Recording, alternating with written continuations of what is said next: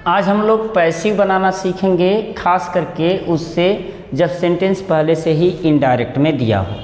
अब बात ये आती है कि हम साधारण सेंटेंस का तो पैसिव बना लेते हैं, उसमें जो ऑब्जेक्ट होता है उसको सब्जेक्ट बना देते हैं और सब्जेक्ट को बाय करके लिख देते हैं और उचित हेल्पिंग वर्ब की सहायता से जो भी हेल्पिंग वर्ब लगता है उसके साथ हम वर्ब का थर्ड फॉर्म यूज करके बना देते हैं। लेकिन कुछ सेंटेंस ऐसे आते हैं जो कंपटीशन में पूछे जाते हैं, वो चीज़ आपको ज़रूरी होता है जानना कि कैसे हम इसका बनाएं। फॉर एग्जाम्पल के लिए she asked me if I kill a lion. आप देख रहे होंगे कि इसमें दो क्लाज हैं, एक प्रिंसिपल क्लाज है और एक सब क्लाज है। अब बात ये होता है, आप देखे होंगे यह इनडायरेक्ट का भी सेंटेंस है। अब इनडायरेक्ट सेंटेंस का है तो ऐसे में इसका पैसिव कैसे बनाया जाए, तो पैसिव बनाने के लिए कुछ रूल्स फॉलो करने होंगे। उसके पहले मैं आप लोगों को प्रणाम, नमस्कार और आशीर्वाद देता हूँ। बाबा ब्रांड पैसिव वॉइस को आप ज़रूर देखिए और जितने भी इस तरह के वीडियो आते हैं वो सारे कॉम्पिटिटिव एग्ज़ाम के लिए हमने तैयार किया है और उम्मीद करता हूँ कि आपको सही जानकारी भी मिलेगी और आपको बेहतर तैयारी भी मैं करवा पाऊँगा।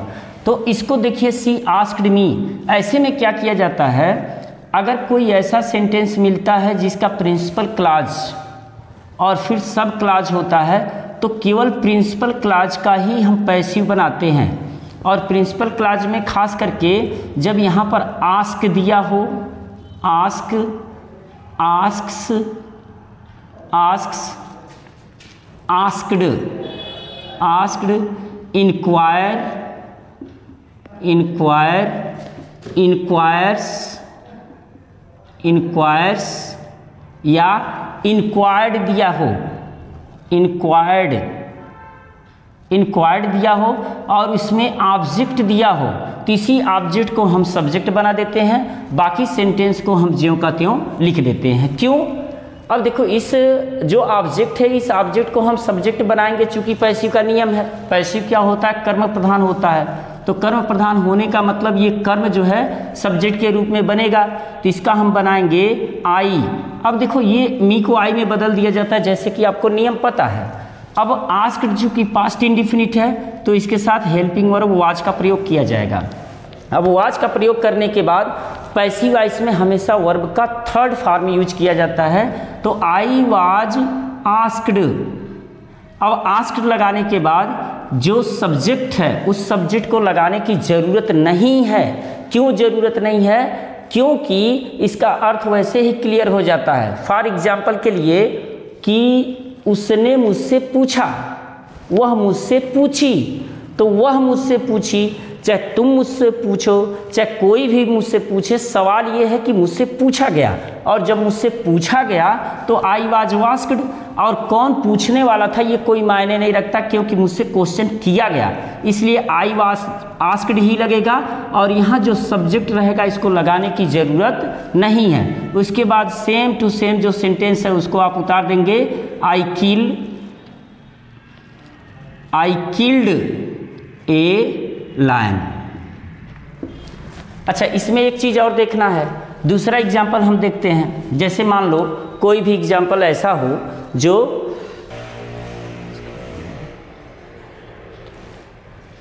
एग्जाम्पल एक है, he asked me, he asked me, he asked me who had beaten you, who had beaten you। अब देखिए, यहाँ मैंने बताया कि जब भी यह इनडायरेक्ट सेंटेंस हो और इनडायरेक्ट सेंटेंस का पैसिव बनाना हो और ख़ास करके जो प्रिंसिपल क्लाज है यानी कि रिपोर्टिंग स्पीच है, रिपोर्टिंग स्पीच में आस्क्ड हो, आस्क हो, आस्क्स हो, इंक्वायर हो, इंक्वायर्स हो, इंक्वायर्ड हो और उसके बाद ऑब्जेक्ट दिया हो, तो ऑब्जेक्ट को ही हम सब्जेक्ट बनाएंगे पैसिव वॉइस में, जैसा कि आप जानते हो। तो हो जाएगा आई वाज आस्क्ड। अब यहाँ वाज का प्रयोग क्यों किया? क्योंकि आप जानते हैं कि पास्ट इंडिफिनिट का पैसिव बनाते समय वाज और वेयर का प्रयोग किया जाता है। तो आई वाज आस्क्ड, और उसके बाद यहाँ कनेक्टिविटी के रूप में चाहे इफ़ हो, चाहे वेदर हो, चाहे इंट्रोगेटिव वर्ड हो, ये सब के सब सेम टू सेम रह जाएंगे। हु हैड बीटेन, और बाकी आपको कुछ नहीं करना है, हु हैड बीटेन यू, हो गया। इसका पैसिव इसी तरह से बनता है।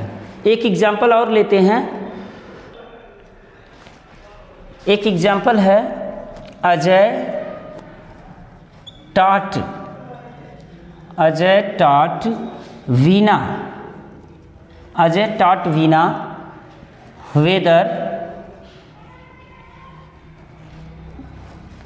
whether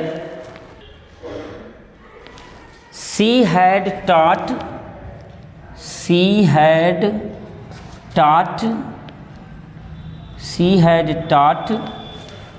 her brother।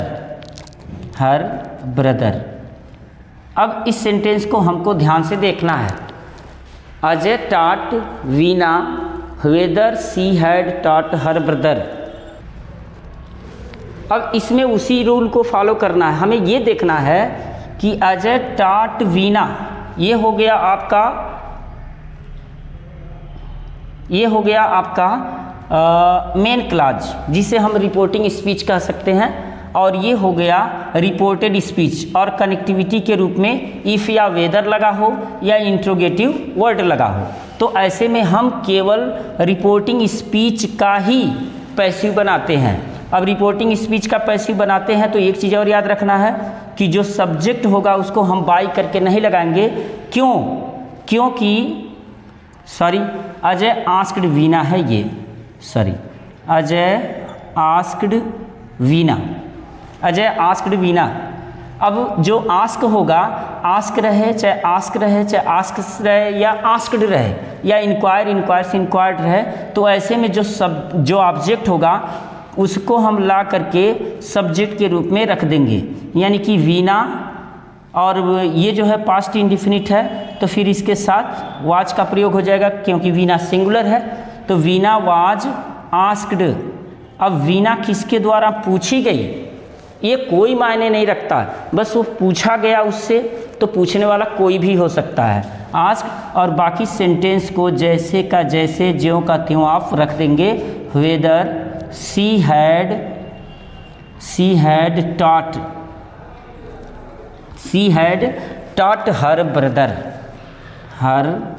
brother, she had taught her brother। ठीक है, एक आध एग्जाम्पल हम लोग और देख लेते हैं। अब देखिए यहाँ हमने दो एग्जाम्पल लिया है, खास करके he asked me what my name was और I asked the little girl why she was sad।